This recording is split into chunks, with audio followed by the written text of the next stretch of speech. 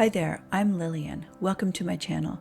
Here I help Christian wives heal their femininity so they can stop thinking like sons of God and start embodying their lives like His daughters. I talk about my own journey and how healing my feminine heart led me to the discovery that I was married to a type 3 man. That's the type of man that's a Nabal. If you don't know if you're married to a type 1, 2, or a 3 husband, you can find a link for that in the description box.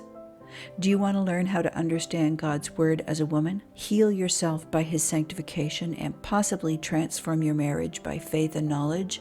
Then this is the place for you. Welcome back. If you're new here, welcome to Shrewd Wife Life. The purpose of today's video is to share why it's a better idea to shift your energy away from focusing on your husband's lack of actions so that you can put all your attention on yourself and your own healing. You're going to achieve that shift by understanding these 4 points. Number 1, femininity is an inherent state of being rather than a skill to be practiced or performed for specific outcomes. It naturally emerges when a woman's heart is healed. Number 2, chasing and initiating in marriage by a woman isn't about love. It's about an unhealed wound.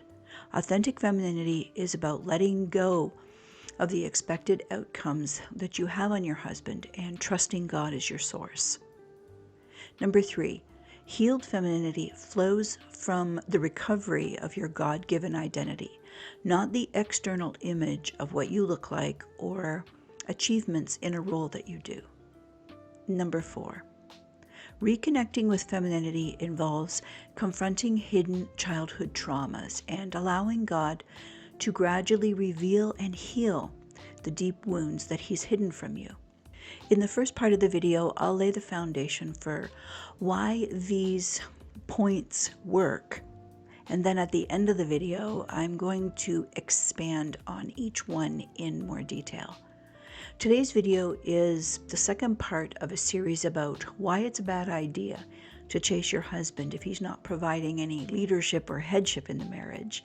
You can find the link for that in the description box. Let's begin. If your husband isn't cleaving to you the way he did in the beginning, if you sense there's been a change, there is a reason. Every wife can feel when something's different, even if it's not different in any kind of way that's conspicuous.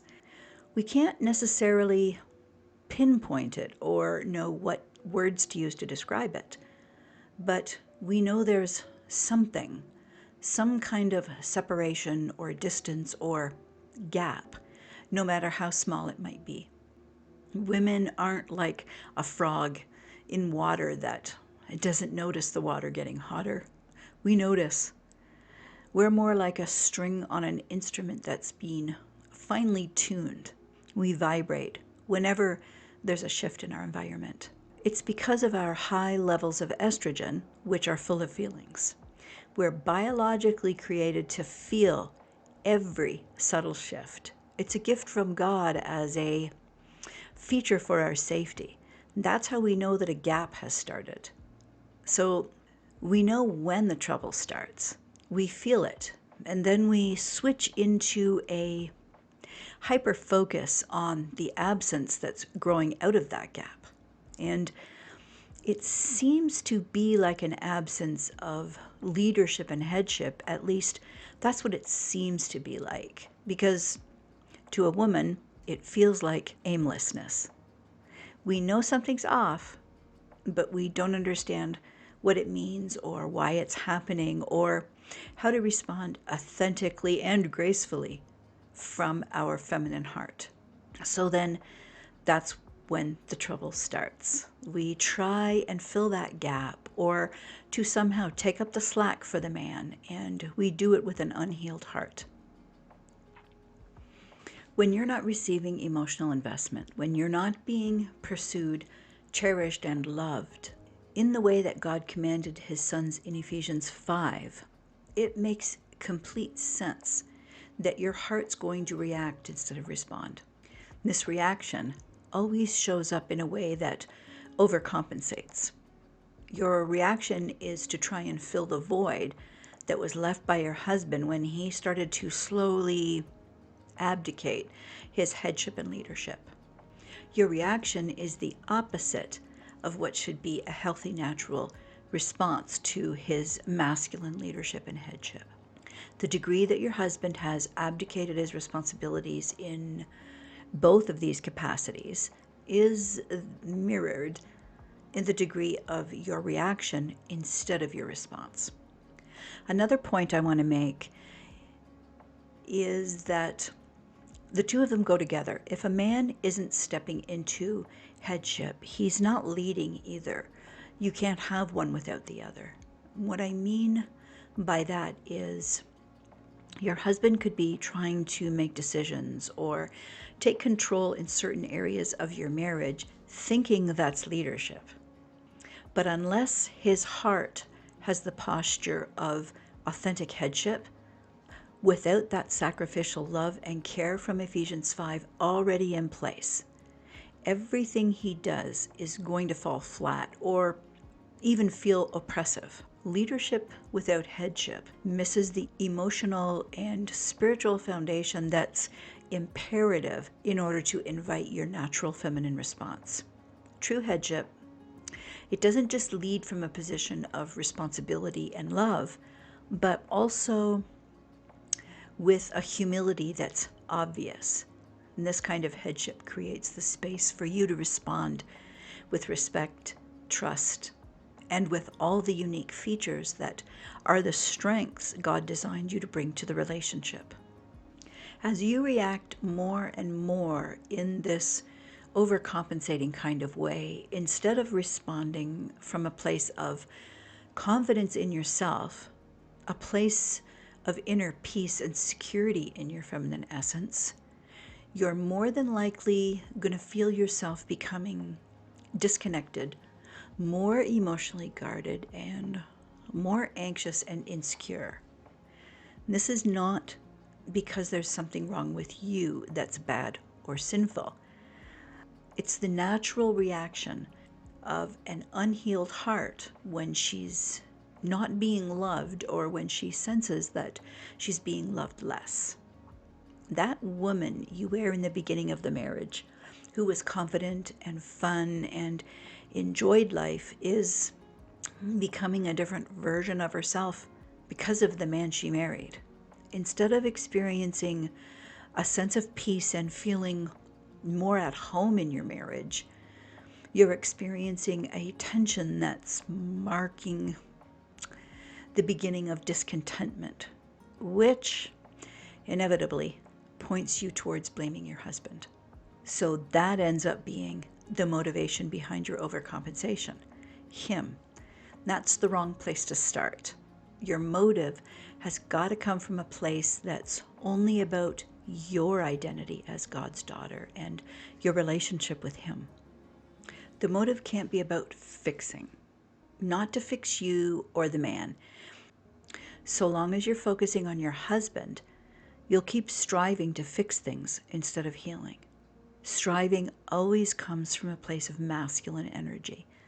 That means you're the one who's striving because it's you who's always trying to fix things or solve problems, whether that's with a new marriage book or program or the newest concept for conflict resolution. All this effort doesn't lead to true healing for you, and it won't fix a reverse dynamic in the marriage. Fixing might seem like it's going to give you the results that you want in your marriage, but it's not the solution that your heart's truly looking for. Here's the problem when it's you, the wife, who's doing all that fixing. Well, there's two components to it. The first part is that you have to keep repeating the process. That's why there's so many marriage books and blogs and programs out here on the market, because they never stick. And that's what leads to the second part, which is the real problem of needing to always buy newer or different programs or to subscribe to different ideas. Fixing can mimic healing.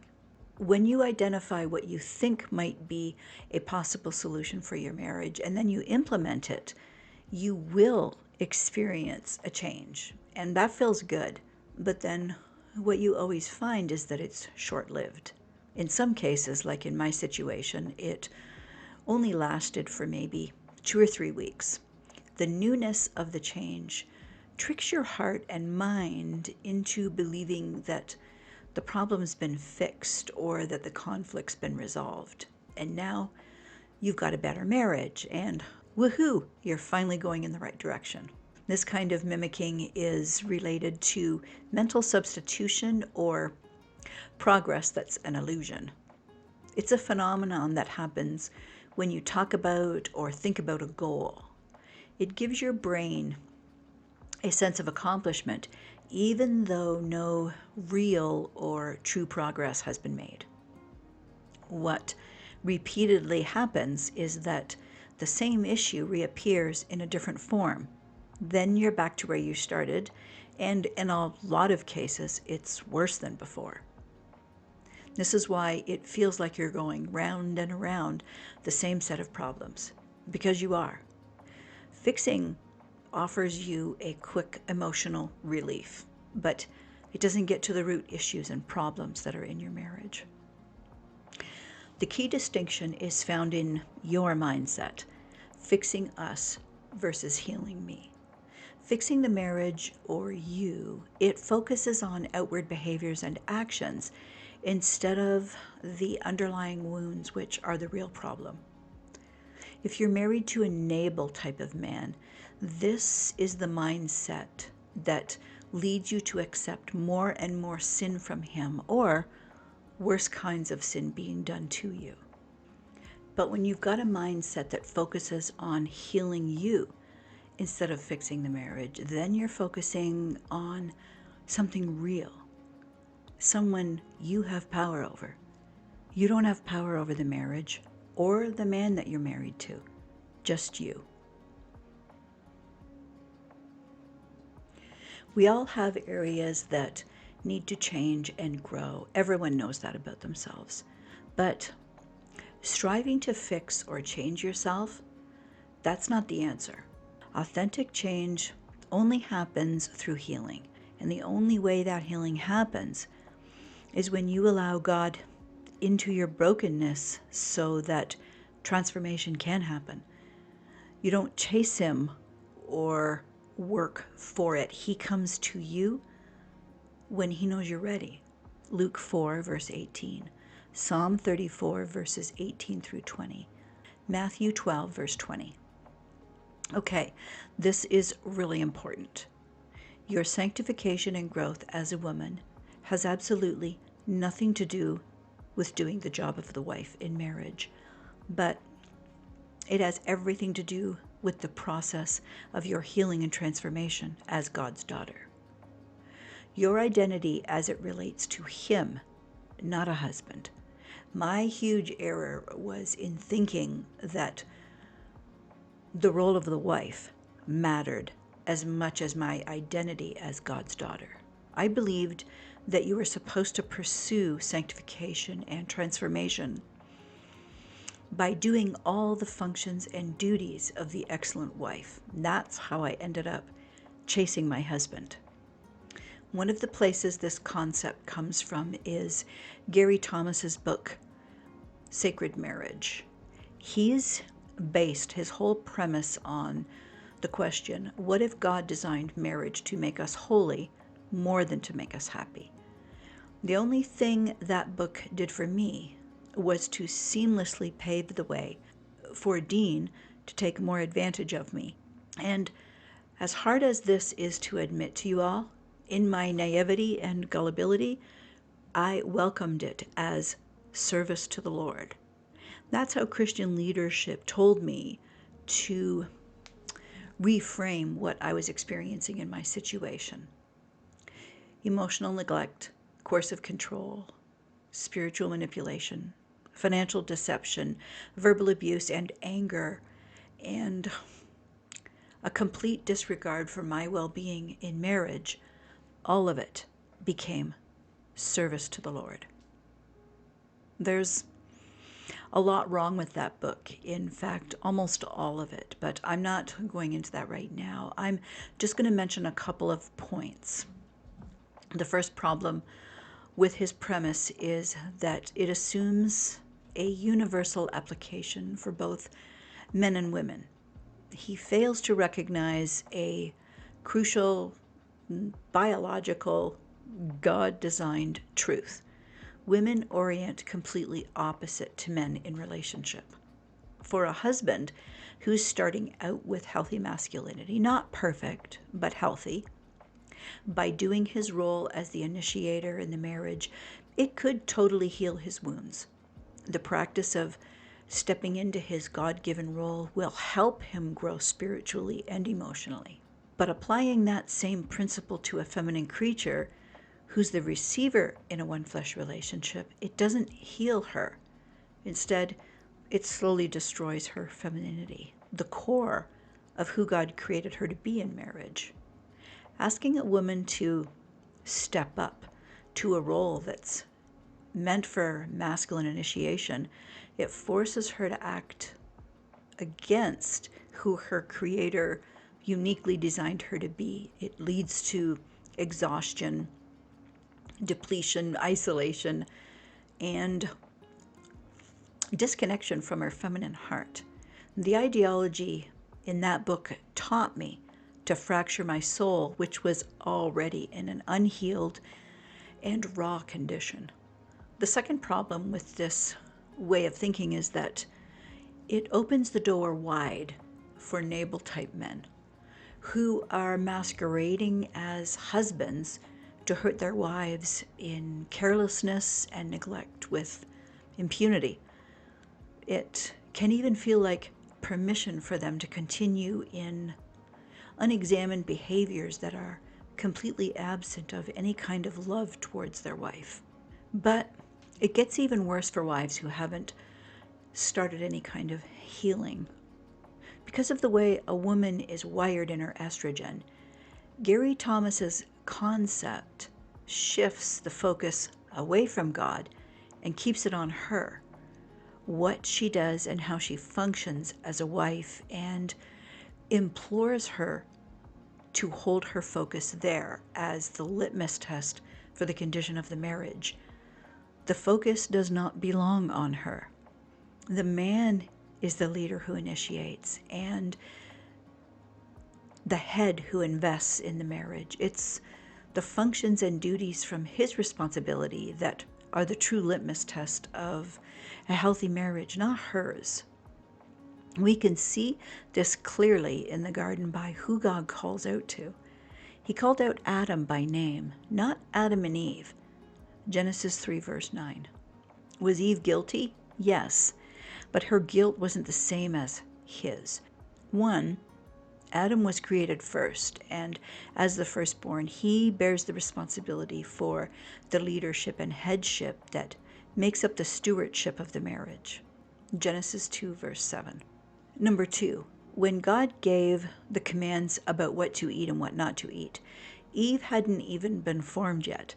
Adam alone was the one who received those commands directly from God.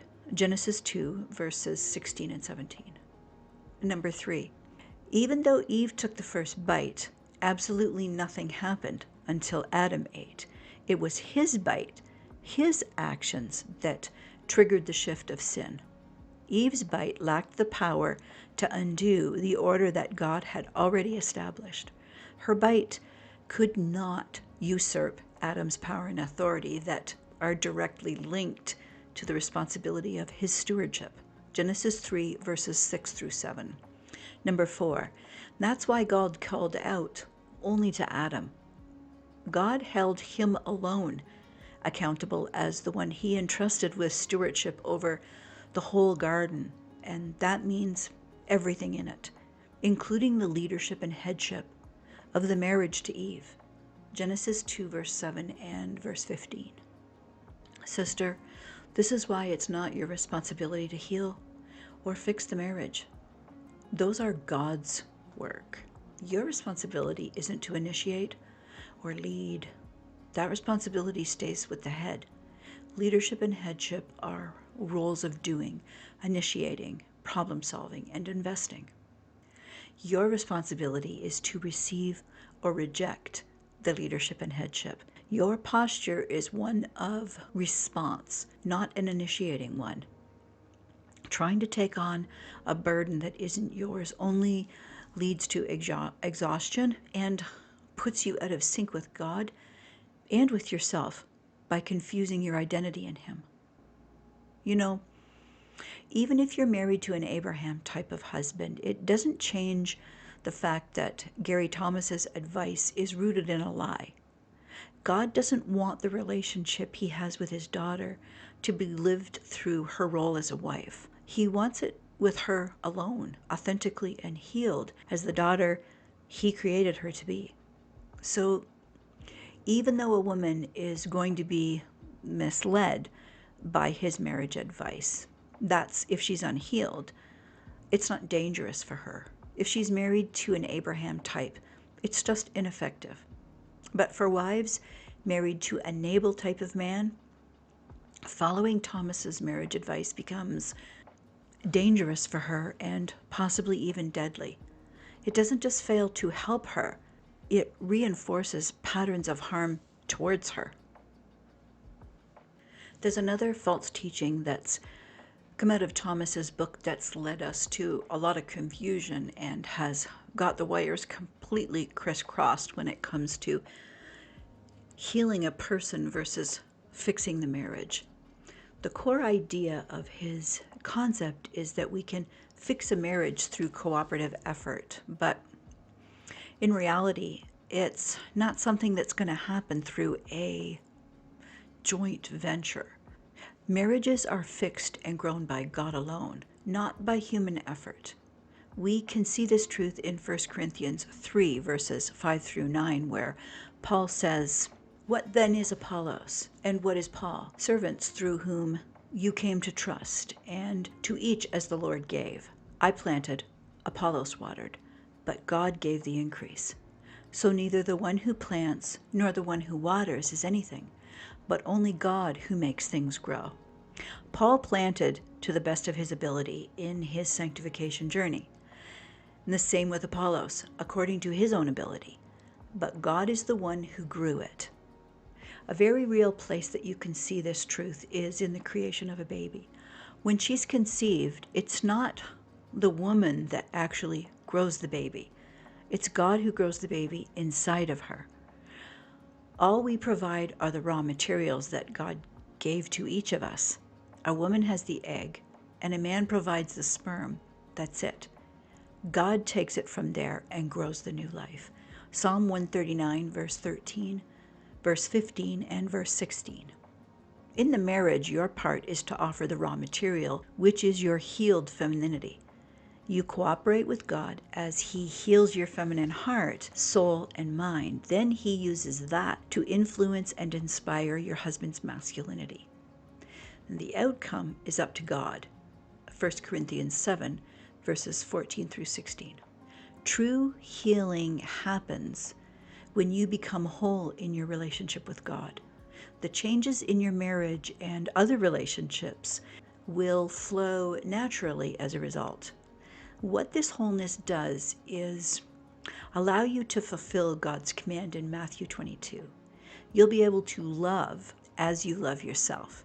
It won't be from a performance mentality that's doing the role of the wife or of striving to fix you or the marriage. Instead, it'll be from the overflow of your healed heart.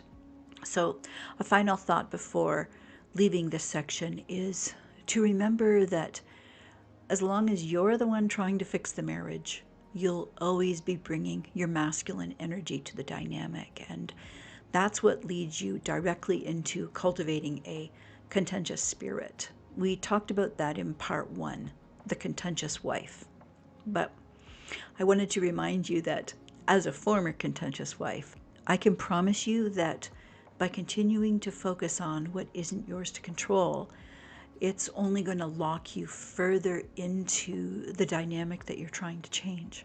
There are a couple of ways, signs, that You can tell if you're heading deeper into that mindset. Signs that you're developing the spirit of a contentious wife without maybe even realizing it. I know it's not your intention, just like it wasn't my intention either. And I know your heart is in the right place. You just want to make your marriage better. But as long as you're operating out of that masculine energy, and as long as it's pointed in your husband's direction, the possibility of a fixed marriage is just going to get further away. The first sign is that there's arguing. It's inevitable that contention's going to be a regular part of your marriage dynamic. That's the nature of relational imbalance. It's not like normal discussions or disagreements that happen. It's going to happen a lot. In fact, it's like arguing is the default in that kind of marriage.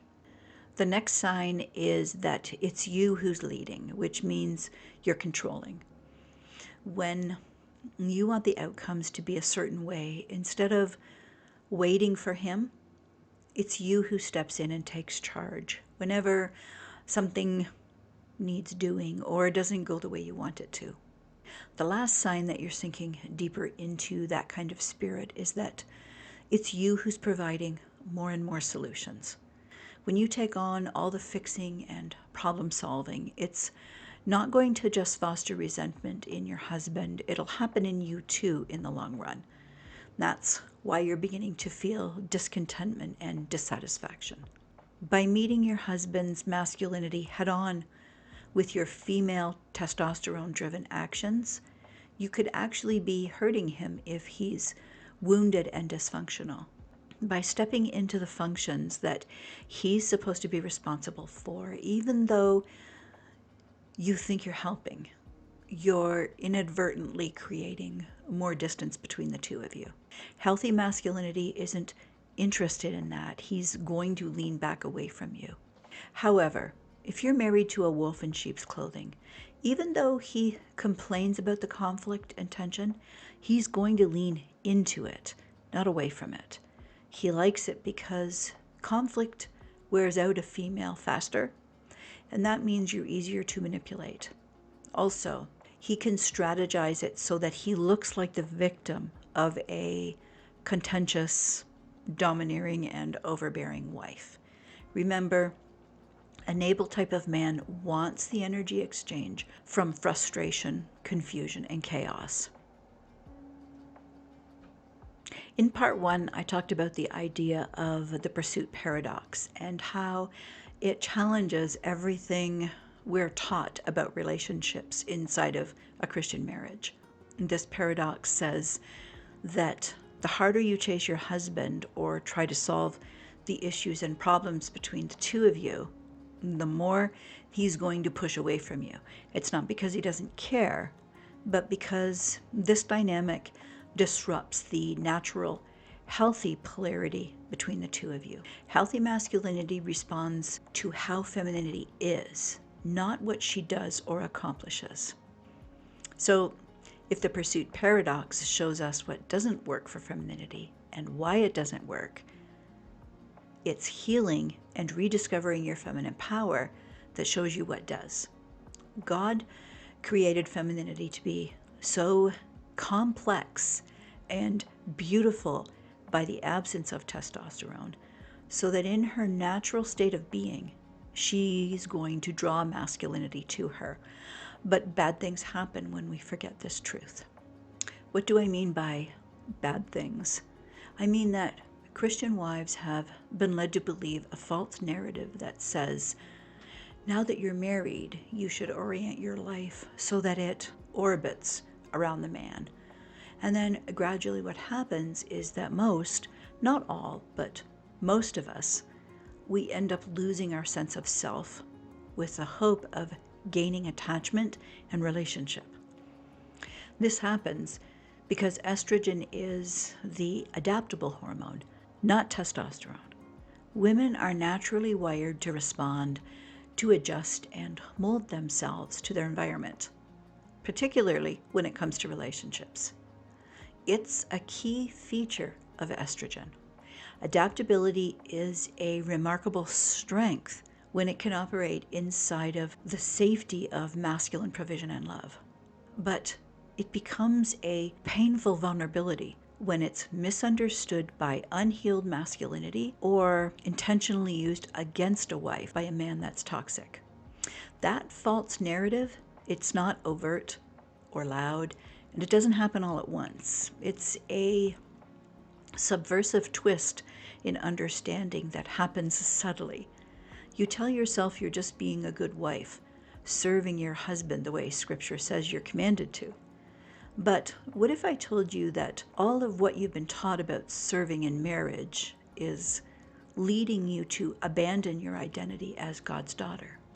Galatians 5 verse 9 and 1 Corinthians 5 verse 6 says, a little leaven works its way through the whole batch. That means a little bit of false teaching for you will spread through you and infect the entire marriage and your relationship with God. Over time, the more you center your life around your husband, the more your world will shrink. What happened to me was that I ended up, little bit by little bit, suppressing my own needs and desires and identity so that it would fit into what Dean's expectations were and what he demanded from the marriage. Instead of thriving in my God-given femininity and in the unique personality that he created in me, I began to lose myself by adapting a little bit here and a little bit there to someone else's preferences, habits, and even his weaknesses and limitations. You know what I mean by weaknesses and limitations? His sin. It's the only way the marriage can be when a man becomes the center of it. My confidence gradually, really gradually faded, and my individuality eroded to the point where there was nothing left of my primary identity as a daughter of the King. Now, I was just a wife who served a man. When you make this realization, well, for me, it was realizing that this can't be it. God, can it? This feeling of hollow, lonely, isolated sadness? Is this how the church experiences life with Christ as the head? Because, Lord, it doesn't feel right. The truth is, your healing journey begins with the pain or the dissatisfaction you're feeling in your marriage. It was the experience of consistent conflict and pain in my marriage that marked the beginning of change for me. Job shows us that that's true of all areas of life, including marriage. Job 5 verses 17 through 18. There's a quote by Anais Nin that says, "And the day came when the risk to remain tight in a bud was more painful than the risk it took to blossom." Pain, constriction, and pressure. God uses all of these and more. A lot of Christian marriage teachings say, or they allude to the mantra that you've got to bloom where you're planted. But I want to challenge that idea that's been extrapolated from a few verses and wrongly injected into every marriage. One, it's not actually in Scripture. And two, it's become a misapplication of what contentment really means. Unhappiness and despondence isn't always wrong. God often uses dissatisfaction to show us where we need to heal or make a change. Just like the physical pain you feel in your body, it's pointing you to look where something's broken or unwell or needs attention. When my body was reacting to wheat and gluten, it was painful and getting more painful with every meal.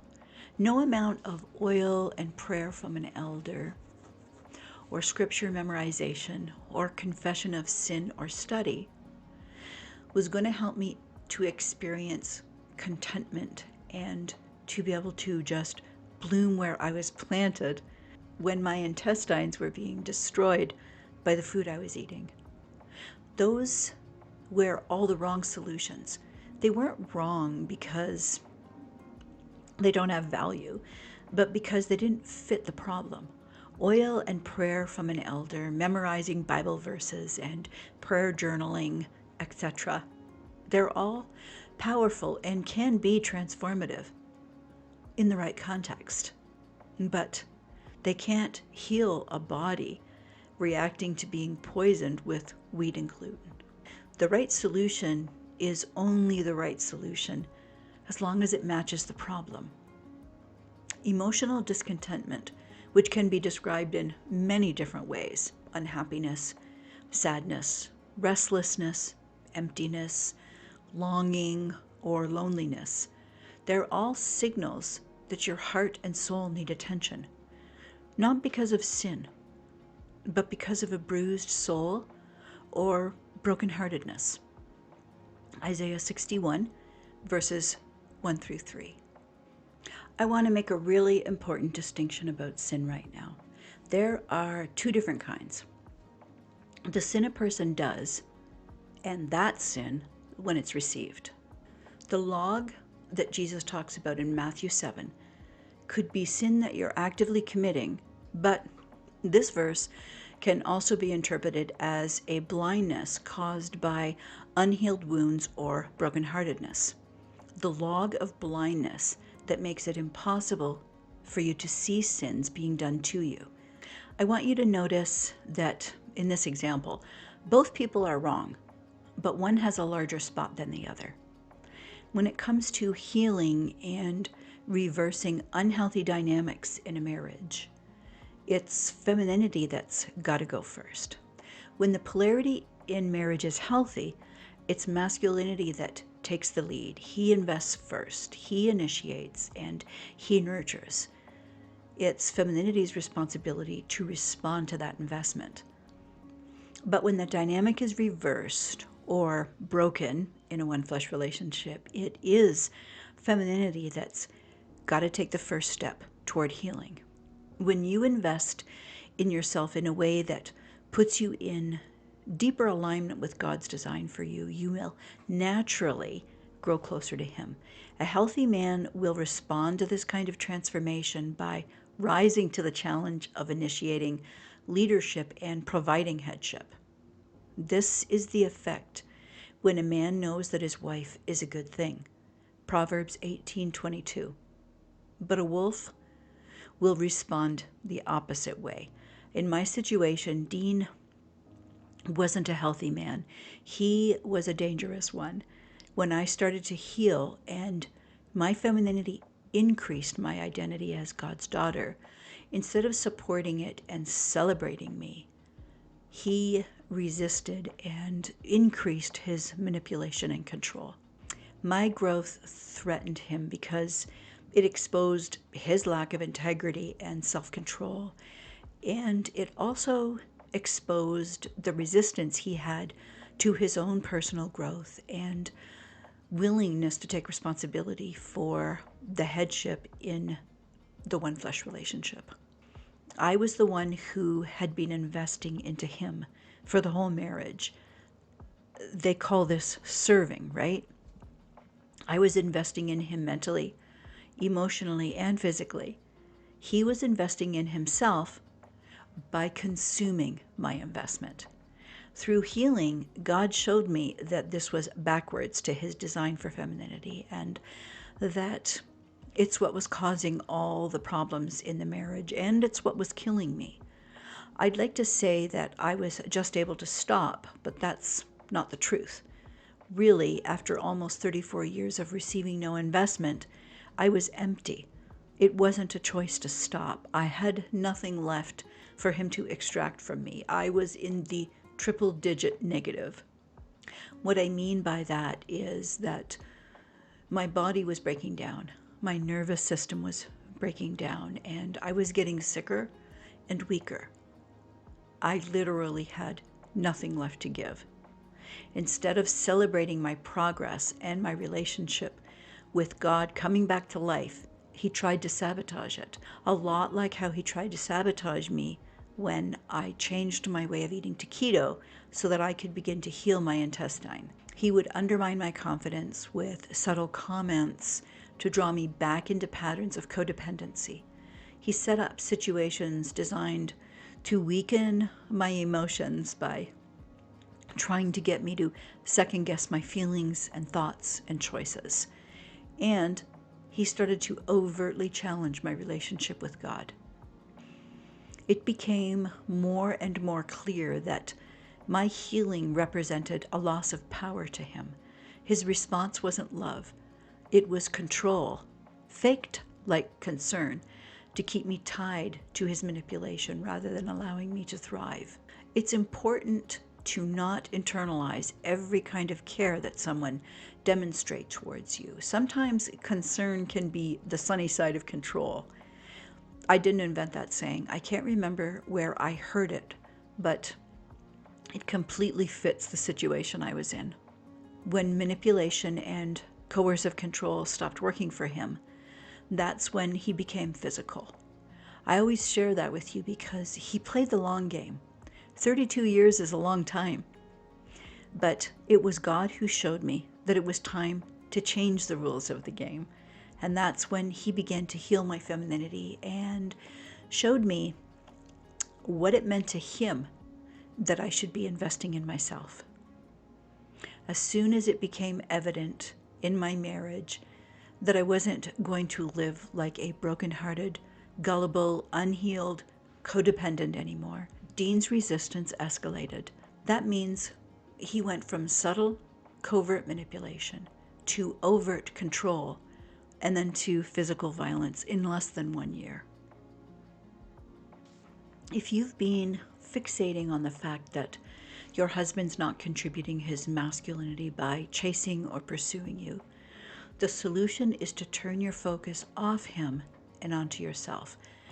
Even though God did design your femininity so that she could engage in that natural polarity between a man and a woman, he gave your heart and mind to you for stewardship, not the man.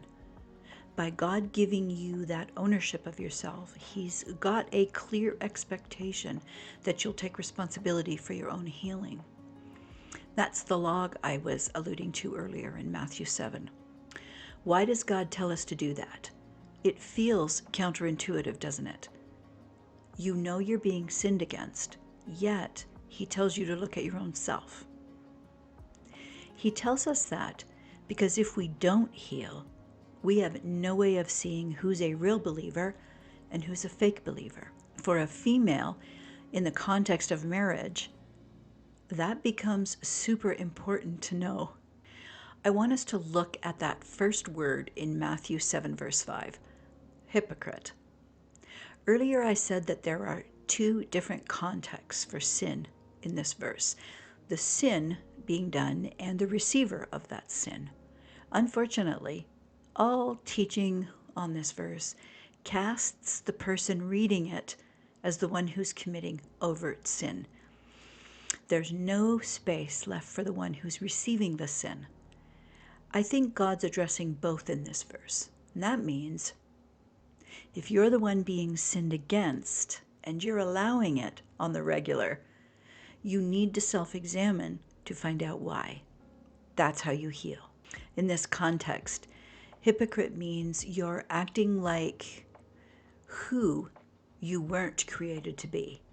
If you're not healed, it's impossible, not hard, not difficult, but impossible for you to clearly see who he created you to truly be. We can see the two different contexts from the second half of the verse. It's not written in the imperative like the first. It's written in the infinitive form. The Greek infinitive isn't a command like the imperative. The infinitive form means to be more descriptive. It's often explaining the purpose or the outcome of an action. In this case, the imperative action was self-examination. Then, what did you find from that examination? That's the purpose or the outcome. Now, look at the verse that follows. Do not give what is holy to dogs, or throw your pearls before pigs. Otherwise, they will trample them under their feet, then turn and rip you to shreds. Jesus intentionally changed the context here because he knows that the more you self-examine, the more he can heal you. And that means you're going to see things differently. You're going to be able to see more clearly. Here's where I want to expand on those 4 points that I mentioned at the beginning of the video. These points are to help you take your focus completely off your husband and to put it onto yourself. As we make our way through each one of them, the main thing I'd like you to try and keep in mind is that self-examination is always for healing, not judgment or any kind of condemnation. This is so important for you to remember. Self-reflection or any kind of assessment is for insight and healing. Number 1, femininity is being, not doing. It isn't something that you practice like a skill for a job or a career. It's not even a talent that you would use for the occasional hobby. It's your way of being. Sometimes I hear people say things like, you need to practice femininity. I can't help but notice that if you do that, the focus shifts, just subtly. What happens is that it's no longer about your heart, but instead it's now about trying to get your husband to change or chase you. And that means you're looking for an outcome. You can't embody femininity and reach for an outcome at the same time. When you do femininity as a discipline, that means you're expecting your femininity to produce a result. That's a masculine mindset. Femininity isn't a role you step into at certain times or a personality you put on to attract your husband or to get something from him. It's not a specific outfit for special occasions that you can slip in and out of. It's the core of who you are. When you practice femininity as a skill, that means you're still focused on your husband, what he does or doesn't do, how he might respond, whether he's noticing you, whether he's starting to pursue you or not. That's the outcome-focused mindset, and it's still tied to orbiting your life around him. Femininity isn't something you try and do. It's a natural result of embodying the designation of being God's daughter. You can't force it. It's a spiritual law, just like a natural law. If you think about an apple tree, when the tree is rooted in good soil and it's provided with the right nourishment and care, it produces apples. The apples don't appear in winter because the tree has decided not to strive or to make them. They come when the conditions are favorable. An apple tree doesn't choose to will itself into fruitfulness. It simply responds to the environment it's placed in, and fruit appears as a natural response. Femininity is the fruit that naturally appears as you heal. It can't not be, because God created you to be a daughter. Here's what happens. A, you get your self-assurance and your individuality and your identity in Christ. B, you stop seeing yourself as the helper that does all the serving, and instead recognize yourself as an authentic, true helper, the way God has defined it, not the way a man has defined it. A true helper is a wife who challenges masculinity to grow under the weight of duty instead of shrink. I've got a video that talks specifically about this. You can see it at the top of the screen. C, your embodied femininity will draw out healthy masculinity towards you, because that's what healed femininity does in marriage.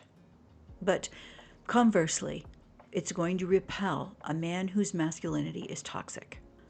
Number 2, the truth about why you're initiating or chasing.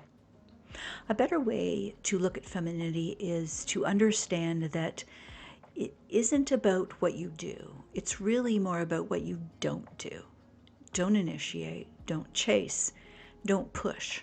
And although that's true, It's not just about stopping behaviors. That's a rather linear way of understanding it. A more dynamic mental picture that captures authentic femininity is the idea of letting go of outcomes.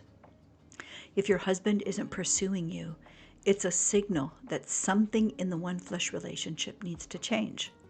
Like I said earlier, it has to start with you, not him. The key here is to ask yourself why. Why are you chasing? Why are you initiating? Why are you leading? What wound is driving you to act in masculine energy instead of all that feminine energy that comes with the female body that God inserted you into when He created you? What are you looking for that needs filling inside of you? How will your husband's pursuit of you fix that? There's nothing wrong with wanting to be nurtured and cared for and provided for so that you can receive the investment from a masculine source. That's the design of femininity. But your primary source is God, not a human. You can be fully feminine without being married. You can enjoy the full richness of all those feminine features without the presence of masculinity. Here's the difference. It's one thing to enjoy being pursued and cherished by your husband, but it's something entirely different to need his chasing and cherishing so that you feel whole. I'm asking you to look at the difference between a desire and desperation. Wanting to be cherished is good, and it creates a healthy, interdependent one-flesh relationship. But needing it, not being able to survive without it, making it the primary focus, that's desperation, and it creates codependency in the marriage, the opposite of interdependence. Healing isn't about modifying your behavior to be like some idealized caricature of what you think femininity should look like or act like. That's all from the analytical region. Femininity doesn't happen in your brain. It happens first in your heart. Healing is the process of uncovering the pain that you've buried. You'll begin to see the beliefs that have led you to strive in the first place. The need to chase your husband or to initiate investment naturally fades because your heart begins to trust God's provision and timing in a deeper and more intimate way. Number 3, femininity is not about external appearances or striving to achieve. There's a misconception that femininity comes from external changes, dressing a certain way, wearing jewelry, or doing your hair in a particular style. This belief is completely anti-biblical.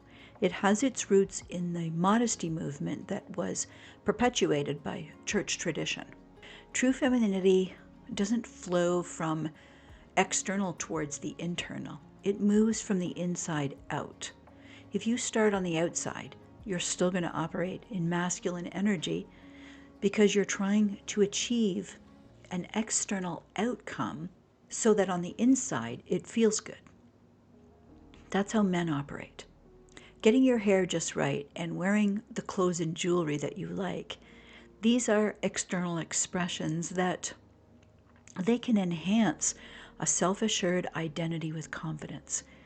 You know, if that identity is already intact.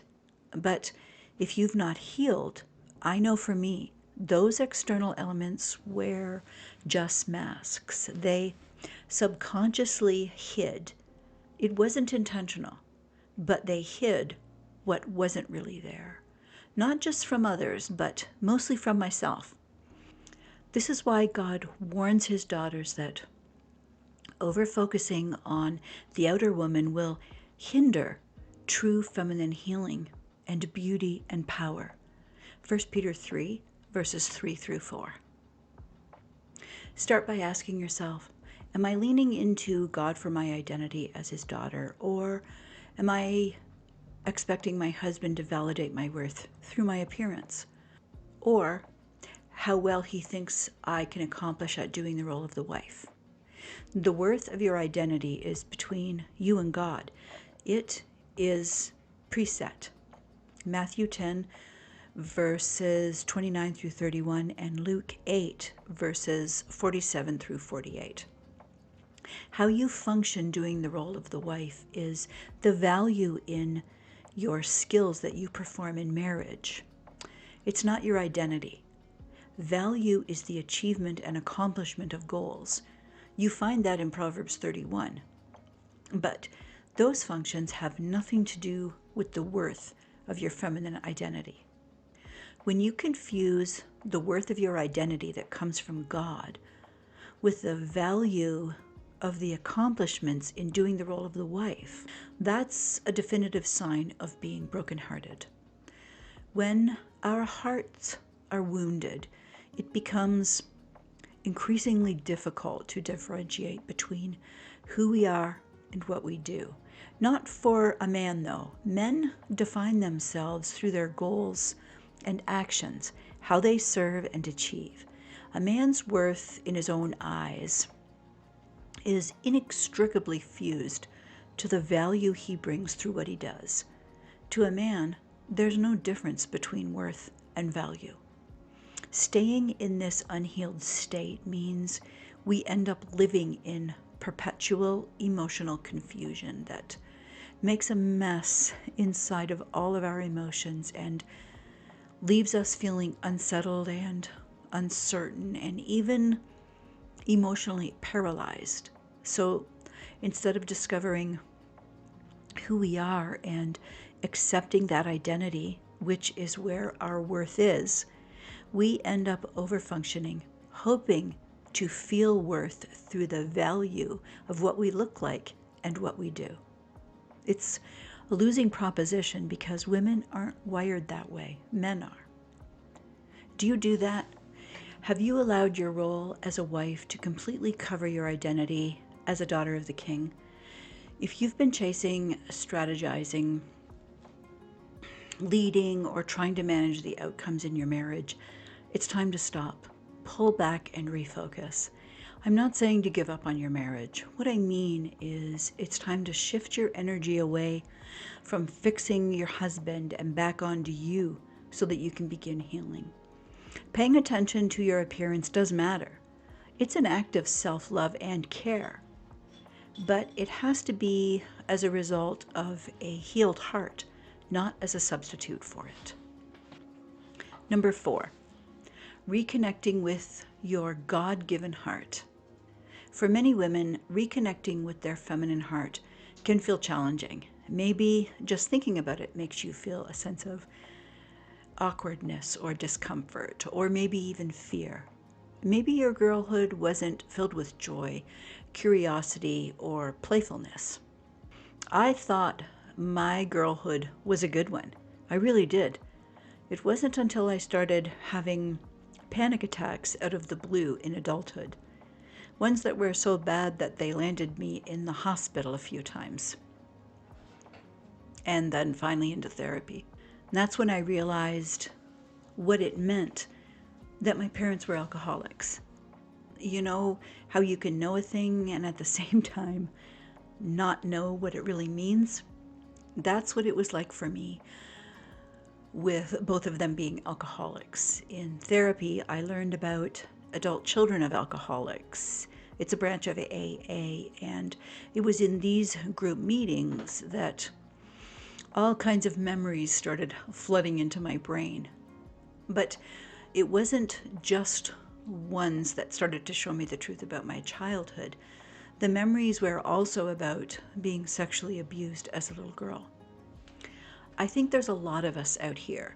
We thought we had a great childhood because our bodies have buried the pain, the terror, and the trauma that was unbearable to formulate as little girls.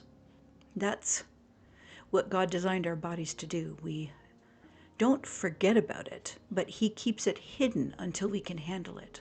I read a really interesting story quite a few years ago. It was a memory from a woman who did have a good childhood, and it just stuck with me. She was on the train with her father when she was a little girl, and she asked him a question. I can't remember what the question was, but it doesn't matter. It was one of those questions that curious kids ask, ones that you know the answer is going to be far too complicated to fit in their brain. Her father was magnificent the way he didn't answer it. Instead, he pointed up at his suitcase and said, "What would happen if I asked you to carry my suitcase? If I put it on top of you and made you carry it?" The little girl thought for a moment and she said, "I can't do it. It's too big and too heavy." He said, "Exactly. The answer to your question is too heavy for you to carry yet. So I'm not going to ask you to." That's what Jesus means, I think, at least in part, when he said, "I still have much more to tell you, but you can't handle it now." We can't handle the whole truth. In its entirety, it would break us. Whether it's a good truth or a bad truth, we have to be made ready to fully understand whatever truth it is that God wants us to see. There's a great poem by Emily Dickinson called "Tell all the truth, but tell it slant."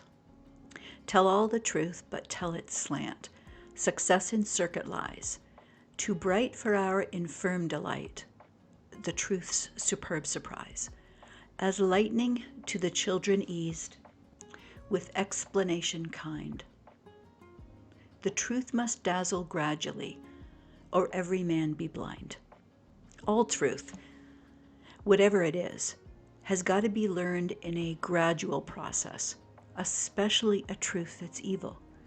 It can't be revealed all at once in a single complete memory. Otherwise, God risks detrimental overload to his daughter. Like the father in the story, God carries the weight of certain realities until we're big enough to carry the load on our own. Maybe your childhood was marked by pain or even abuse.